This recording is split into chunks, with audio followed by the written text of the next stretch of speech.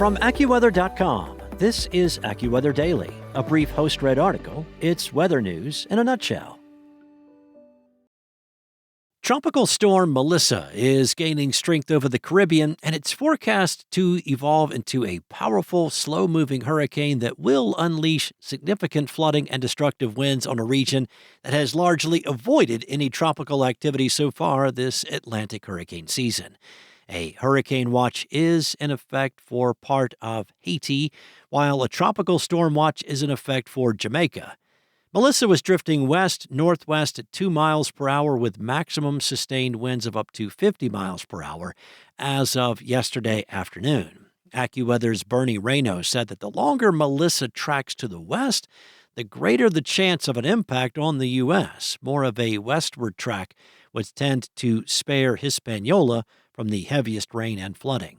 The chances of a direct U.S. hit from Melissa are low right now, but it is still an option should the tropical system make it into the western Caribbean. Now, the U.S. concern for impacts will be in the Florida Peninsula, especially the lower portion of the peninsula and the Keys. Strong westerly winds driven by the jet stream should prevent the storm from tracking into Texas, Louisiana, and the Panhandles. There are some wind shear disruptive breezes that are holding the intensity of Melissa back right now and perhaps in the future. However, water temperatures in the path of Melissa in the Caribbean are in the upper 80s. The approximate minimum temperature for tropical development is between 78 and 80 degrees. AccuWeather's Alex De Silva compared the effect of wind shear on tropical storms to a stack of pancakes. He said, "You want a nicely stacked set of pancakes and not one that is leaning to the edge.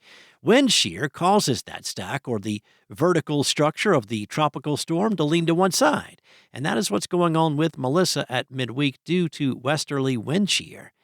The low-level center of the storm is on the western side of the mass of thunderstorms, and that is inhibiting rapid strengthening at this time. Steering breezes will sooner or later grab onto the storm in the Caribbean and pull it northward. Areas from Hispaniola to Cuba and Jamaica are the initial population centers that would be first affected by the storm's heavy rain, strong winds, and building seas. Even though Puerto Rico may be well east of the track of Melissa's center, a plume of tropical moisture can still bring heavy rain and the risk of flash flooding and mudslides, which are the primary concerns for the Greater Antilles farther to the west. The islands in the northern Caribbean that will be affected the most by the storm will highly depend on how far west the storm travels and then turns to the north. The AccuWeather Real Impact Scale for hurricanes in the western Caribbean due to Melissa is 4. In Puerto Rico, the real impact is 1. This scale, developed by AccuWeather, takes into account much more than the Saffir-Simpson hurricane wind scale, which only measures wind intensity. Now, the real impact scale considers the economic impact, the population affected, and the effects of wind, storm surge, mudslides, and flooding rainfall.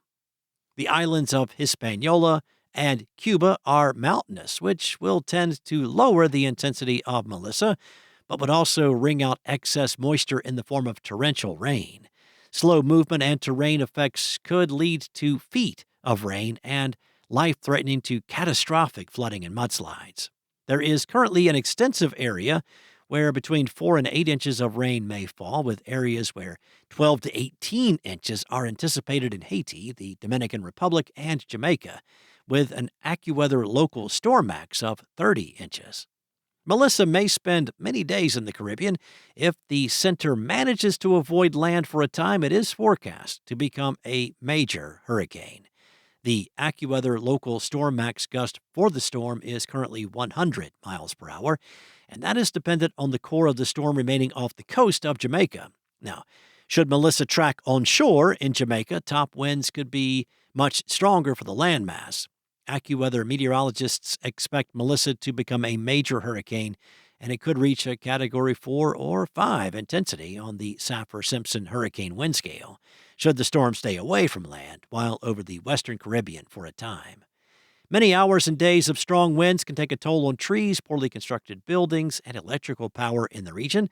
Cruise, fishing, and beach resort interests should take note as conditions at sea and along the coast in the Caribbean may be stormy and dangerous for days following a relatively tranquil summer and early autumn in the region.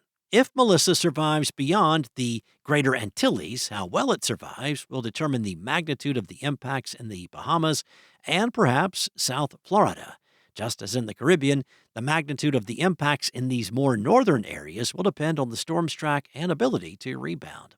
As for areas farther to the north along the U.S. East Coast, well, there are some risks of impacts, even if the center remains out at sea.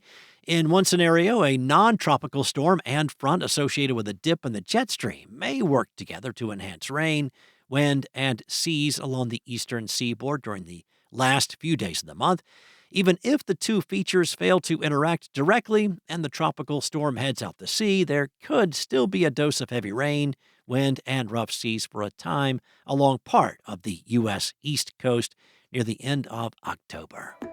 That's all for now. You can find more regional forecasts and science-based articles at AccuWeather.com. And for your local forecast at your fingertips, download the AccuWeather app. Enjoy the rest of your day, be safe, and I'll be back tomorrow with more from AccuWeather.